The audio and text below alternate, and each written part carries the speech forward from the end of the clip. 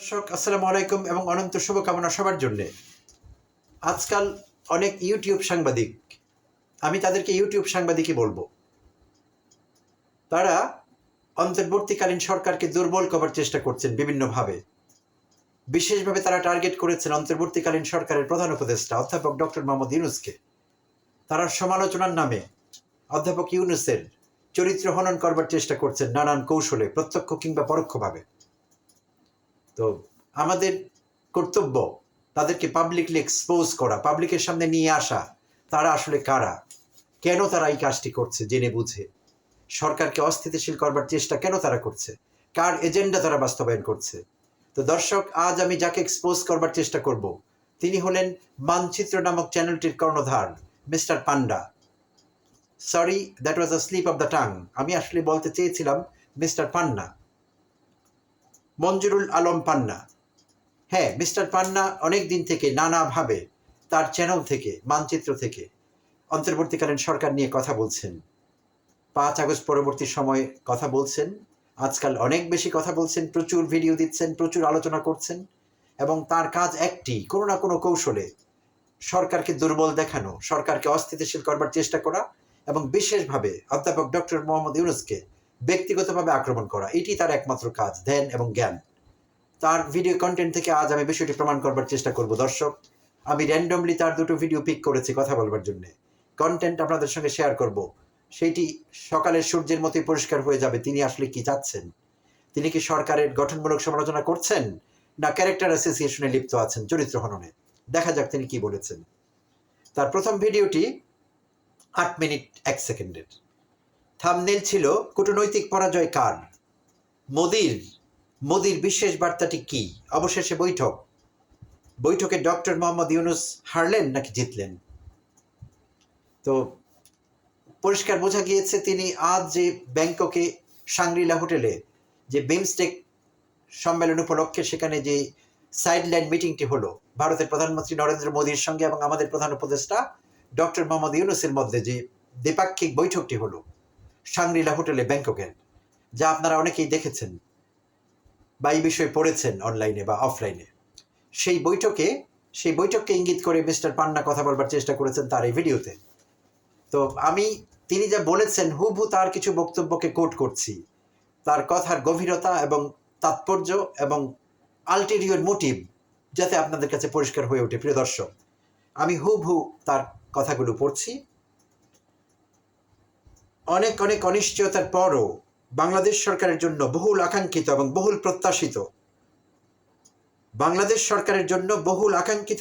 প্রত্যাশিত, ভারতের প্রধানমন্ত্রী নরেন্দ্র মোদীর সঙ্গে আমাদের প্রধান উপদেষ্টার যে বৈঠকের বিষয়টি, তা অবশেষে অনুষ্ঠিত হয়েছে থাইল্যান্ডের বিমস্টেকের সম্মেলনের সাইডলাইনে।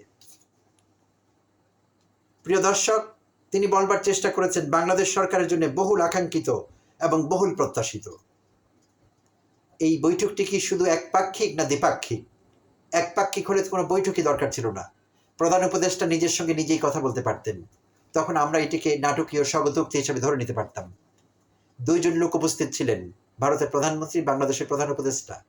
সো এইটি দ্বিপাক্ষিক একটি বিষয় ছিল, আর এইটি আসলে দুই পক্ষের জন্য কাঙ্ক্ষিত ছিল, আকাঙ্ক্ষিত ছিল, প্রয়োজনীয় ছিল।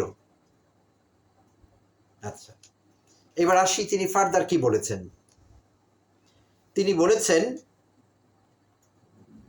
এই বৈঠকের মধ্য দিয়ে বাংলাদেশের অন্তর্বর্তী সরকারের কূটনৈতিক সফলতা অর্জন কতটুকু হলো, অথবা যদি পাল্টা প্রশ্ন তুলি, ভারতের কাছে বাংলাদেশের রাজনৈতিক পরাজয় কি আবারও ঘটল। আচ্ছা, বিষয়টি হচ্ছে যে তিনি বলছেন অনেক বেশি দেন দরবার, অনেক বেশি তদবির কিংবা আবেদনের মধ্য দিয়ে এই বৈঠকটি অনুষ্ঠিত হয়েছে, এবং বৃহস্পতিবার রাতে ডিনারে দুজনের উপস্থিতি মিস্টার নরেন্দ্র মোদী এবং আমাদের প্রধান উপদেষ্টা অধ্যাপক ডক্টর মোহাম্মদ ইউনূস, তাতে আমরা খেয়াল করেছি অবশ্যই, তিনি বলছেন তাতে আমরা খেয়াল করেছি অবশ্যই দুজনের জেস্চার, বডি ল্যাঙ্গুয়েজ, অ্যাপিয়ারেন্স সম্পূর্ণ বিপরীত। প্রিয় দর্শক, মানুষ দুজন, তাদের জেস্চার, তাদের বডি ল্যাঙ্গুয়েজ সবকিছুই কিন্তু বিপরীতই হবে, ব্যতিক্রমী হবে। আচ্ছা, নিশ্চিতভাবে আমাদের প্রধান উপদেষ্টা বেশ হাস্যোজ্জ্বল ছিলেন, থাকারই কথা। এই কথা বলে তিনি হ্যাঁ হ্যাঁ হ্যাঁ করে একচোট হেসে নিলেন অপ্রাসঙ্গিকভাবেই। তিনি বলছেন আমাদের প্রধান উপদেষ্টা বেশ হাস্যোজ্জ্বল ছিলেন, আর তার হাস্যোজ্জ্বল থাকবারই কথা। এবং এরপর হ্যাঁ হ্যাঁ হ্যাঁ হাসি, এর মানে কি? হাস্যোজ্জ্বল থাকা কি অপরাধ, নাকি হাস্যোজ্জ্বল থাকতে নেই, কোনটা? আর এটি হাসির বিষয় কি করে হলো?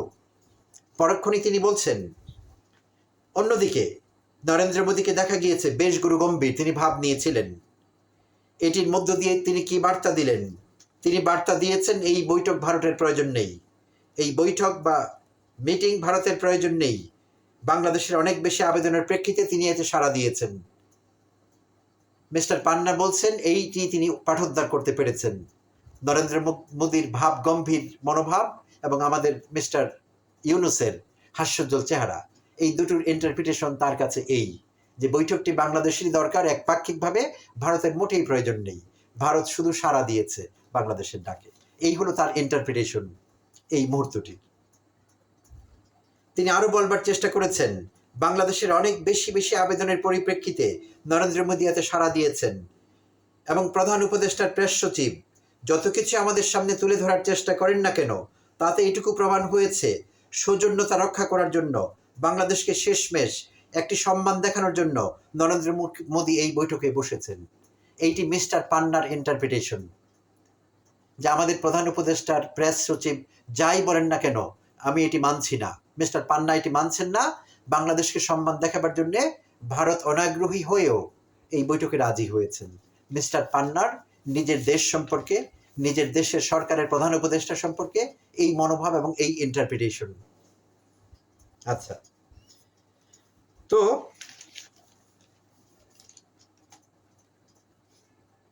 এবার আসি দ্বিতীয় আরেকটি ভিডিও, যেটি আমি র্যান্ডমলি পিক করেছিলাম।